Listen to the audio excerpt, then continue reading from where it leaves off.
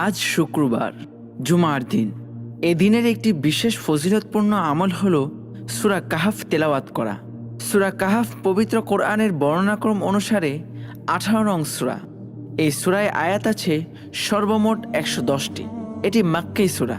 কাহাফ অর্থ গুহা, আসহাবে কাহাফ অর্থ গুহাবাসী কতিপয় ব্যক্তি।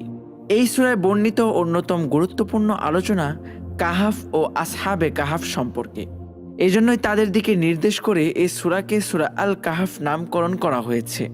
সূরা কাহাফের মধ্যে এমন বিশেষ কি আছে, এটা জানতে হলে আমাদের জানতে হবে সেই আসহাবে কাহাফ সম্পর্কে। কেন কোরআনে তাদেরকে এত গুরুত্ব দেয়া হয়েছে সেটা বুঝতে পারলেই আমরা এই সূরার বিশেষত্ব বুঝতে পারবো ইনশাআল্লাহ। আসহাবে কাহাফ সম্পর্কে আমাদের অধিকাংশেরই জানাশোনা হলো ওই যে অনেক আগে কিছু যুবক একটি গুহায় অনেক দিন 300 বছরেরও বেশি সময় ঘুমিয়ে কাটিয়েছিল। এটি একটি অলৌকিক ঘটনা ছিল এমন। কিন্তু পবিত্র কোরআন কিন্তু দীর্ঘ সময় ঘুমিয়ে থাকার কারণে আসহাবে কাহাফকে এত গুরুত্ব দেয়নি। তবে কেন আসহাবে কাহাফকে এত গুরুত্ব দেওয়া হয়েছে? আসহাবে কাহাফকে পবিত্র কোরআন এত গুরুত্ব দিয়েছে তাদের আদর্শিক দৃঢ়তার জন্য, তাদের একটি ঐতিহাসিক সিদ্ধান্তের কারণে।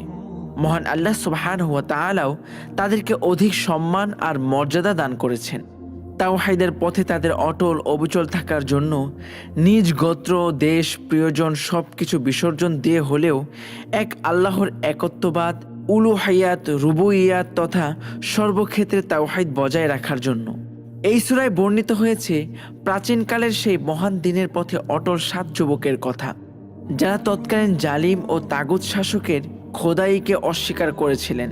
তাওহীদের উপর অটল থাকার জন্য কুফর সমাজ থেকে বিচ্ছিন্ন হওয়াকে উত্তম বলে গ্রহণ করেছিলেন এবং এজন্য প্রয়োজনে দূরে হিজরত করা এবং তারপর একটি গুহায় অবস্থান গ্রহণ করতেও রাজি হয়েছিলেন। কিন্তু একমাত্র আল্লাহর সাথে কাউকে শরিক করা কিংবা আল্লাহ পরবর্তী অন্য কোনো শাসককে রব, ইলাহ হিসাবে গ্রহণ করার প্রস্তাব ঘৃণা ভরে প্রত্যাখ্যান করেছিলেন। ইরশাদ হয়েছে, যখন তারা উঠে দাঁড়িয়েছিল আমি তাদের মন দৃঢ় করেছিলাম। অতঃপর তারা বলল, আমাদের পালনকর্তা আসমান ও জমিনের পালনকর্তা, আমরা কখনো তার পরিবর্তে অন্য কোনো উপাস্যকে গ্রহণ করব না।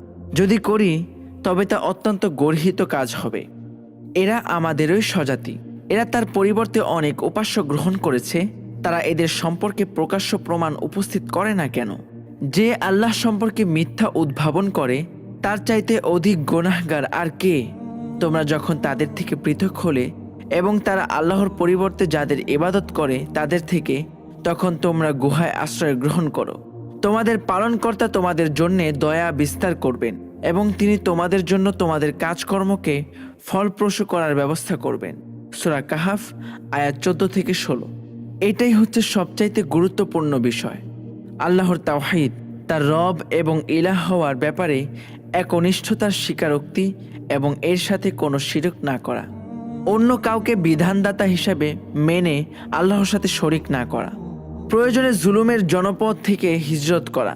তাওহীদের এই কঠিন পথে অটল থাকার জন্য প্রয়োজনে পার্থিব সুখ স্বাচ্ছন্দ্য, আরাম আয়েশ ত্যাগ করে বিসর্জন দিয়ে হলেও যেন মানুষ দিনের পথে অটল থাকে, সেই কথা বারবার স্মরণ করিয়ে দেওয়ার জন্য সূরা কাহাফকে এত মর্যাদার সূরা বলা হয়েছে। এই সূরায় প্রায় সকল আয়াতেই বারবার তাওহীদ ও শিরকের বিষয়টি তুলে ধরা হয়েছে। এছাড়াও এই সূরা থেকে অনেকগুলো শিক্ষণীয় বিষয় রয়েছে। এই জন্য প্রত্যেক সপ্তাহের গুরুত্বপূর্ণ দিন শুক্রবারে এই সূরা তেলাওয়াতকে বিশেষ ফজিলতপূর্ণ হিসাবে ঘোষণা করা হয়েছে। আল্লাহ রাব্বুল আলামিন আমাদেরকে মর্ম উপলম্বীর সাথে প্রতি শুক্রবার সূরা কাহাফ তেলাওয়াত করার তৌফিক দান করুক। আমিন।